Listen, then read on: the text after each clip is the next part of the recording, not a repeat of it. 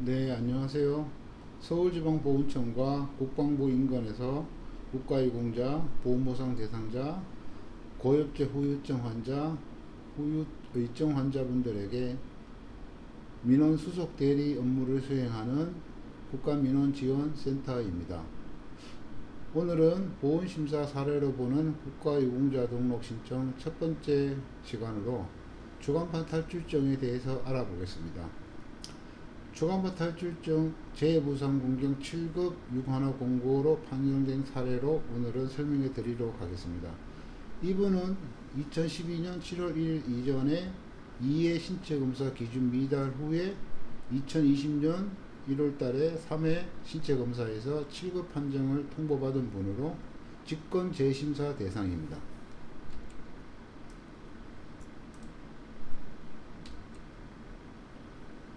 보훈 사건 경과는 개략적으로 보면 2007년 7월 달에 국가유공자 요건의 기준 및 범위 국법으로 13호에 해당이 되었습니다.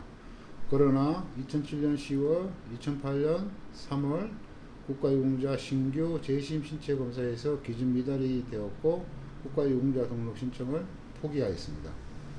이 중간에 12년 7월 1일 날 국가유공자법이 개정이 되면서 국가유공자 및 보훈보상 대상자로 이원화되었습니다.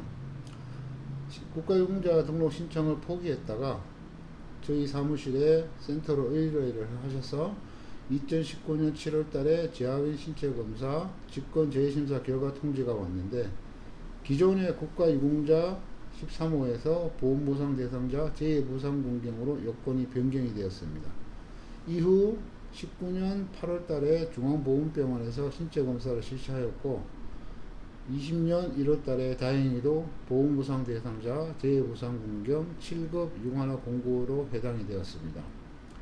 이번의 특이사항은 요건심사 단계에서 입대 전에 추락사고가 있어서 허리에 외상병력이 있다는 것과 신체검사에서 민간병원 진료 후에 후유증에 대한 소명자료를 적극적으로 제출을 했다는 것입니다.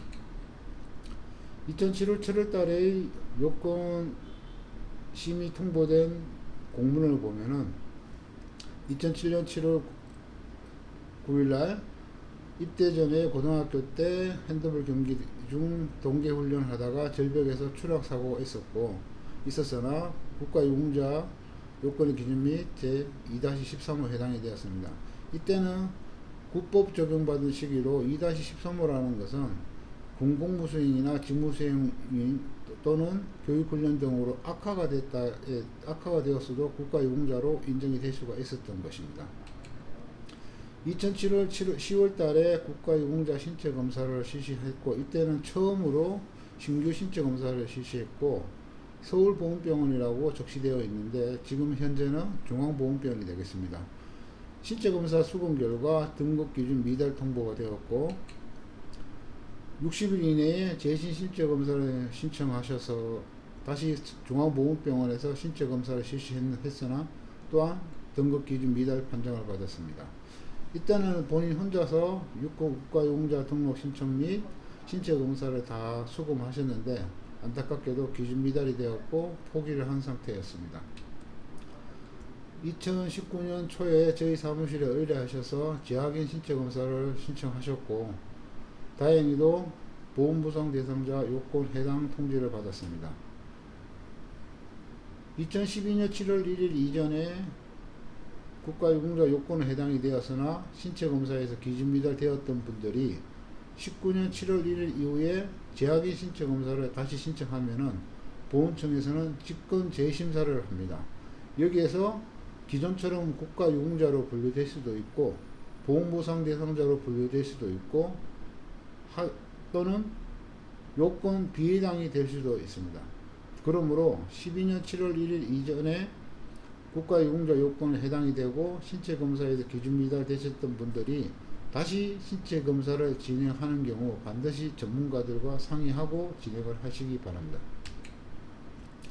이번의 심의의결서 중 핵심적인 사항을 보면은 국군병원의 의무조사 결과 비전공상으로 의결이 되었습니다. 또한 소속 부대에서 실시한 전공상 심의 결과 또한 비전공상으로 의결이 되었습니다. 비전공상 사유는 입대 전에 동계 핸드볼 훈련을 나갔다가 추락 사고가 있었다는 이유였습니다. 그러나 보훈처에서는 주간부 탈출증이 군 직무수행이나 교육훈련 등으로 인해서 자연경과적 진행속도 이상으로 급격하게 악화된 걸로 인정이 되어서 보험보상 대상자 요건의 기준 및 제11호에 해당하는 것으로 의결 통지하였습니다. 이후 중앙보훈병원에서 신체검사를 하게 되었는데, 신체검사 하기 전에 건전도랑 MRI, CT, 엑스레이 합당한 의학적 소견을 적극적으로 제시하였고, 그 결과 20년 1월 달에 보험보상 대상자 재보상 공경 7급 유관화 공고로 통지되었습니다. 20년 2월 1일 개정된 주간부 탈출증에 대한 신체검사 등급 규정을 보면은, 주간부 탈출증은 의학적 임상 증상과 특수검사, 즉 CT나 MRI, 건전도 등에서 소견이 일치하는 경우에만 인정한다고 되어 있습니다. 예를 들어 이번 같은 경우에는 L4번, 5번이 요건 인정이 되었는데, 후유증에 대한 검사 결과 L3번이나 4번 또는 L4번이나 S1 부위에 후유증이 지속된다고 판정이 된 경우 등급 판정에서는 보류되거나 기준 미달이 될 수도 있었습니다. 또한 수술적 치료란 기존에는 관할적 수술만 인정을 해줬으나 개정된 법에서는 내시경을 이용한 주간반 절제술도 포함을 시켰습니다.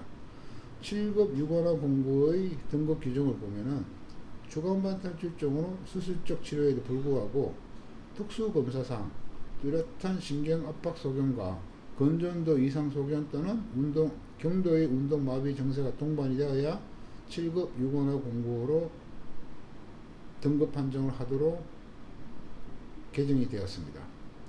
그리고 주간반 탈출증에 대한 선입견으로 인해서 수술을 실시하지 않는 분들이 있습니다.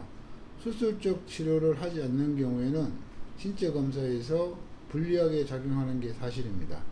하지만 수술 등으로도 치료 효과를 기대하기 어렵다고 인정되는 경우에는 그 후유 증상에 따라 상위 등급을 결정할 수 있다고 규정되어 있습니다. 즉 수술하지 않았다고 하더라도 건전도 검사 등에서 객관적 소견이 있고 후유증으로 지속적인 치료 확인이 되고 수술로 치료 효과가 없다고 인정되는 경우에는 그 후유 증상으로 상위 등급을 판정할 수 있도록 있습니다.